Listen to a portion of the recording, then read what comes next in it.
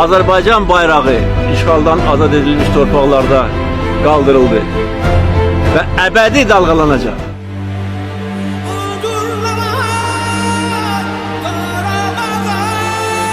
Şəhidlərimizə Allah rəhmət eləsin.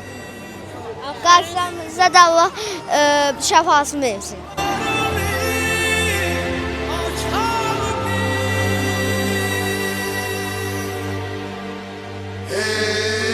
Azərbaycan torpaqlarında qürur, fərəh və qəhrəmanlıq duyğuları yenidən ucalır. Bugün 8 noyabr Zəfər günü Qarabağda böyük qalibiyyətin 5-ci il dönümüdür. 2020-ci ilin 27 sentyabr tarixində Azərbaycan ordusu Müzəffər Ali Baş Komandan İlham Əliyevin rəhbərliyi ilə Haqq Savaşına qalxdılar və bu Haqq Savaşı dövründə 44 günlük vətən müharibəsi dövründə əskərlərimiz səngərləri yarıb keçdi və torpağın hər bir qarışı uğrunda canlarından keçdilər. Bununla isə millətin qürurunu və dövlətin gücünü bir daha bütün dünyaya sübut etmiş oldular.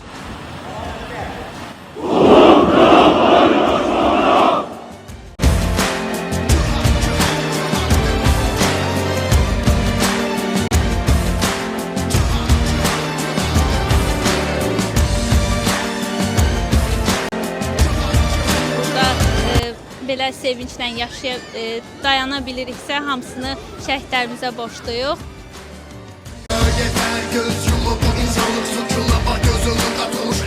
Dəmir yumu düşməni, məfu başına əsi, düşmənlər qalabaqda daim qala bilməzdi. Yaşa vətən, çox yaşa, yaşı zəfər sən, alqış mingəl alqış, zəfəri bəş edənə.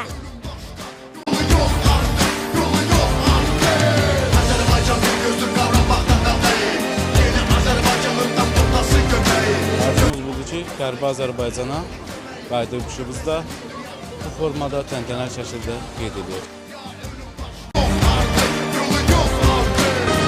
Dövlət Təhlükəsizlik Xidmətinin Qartal xüsusi təyinatlılarından ibarət parad heyəti.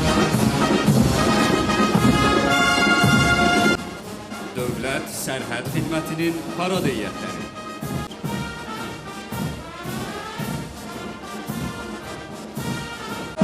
Daxili İşlər Nazirliyi, daxili qoşunların xüsusi təyinatlı bölmələrinin hərbi qulluqçularından ibarət parad heyəti.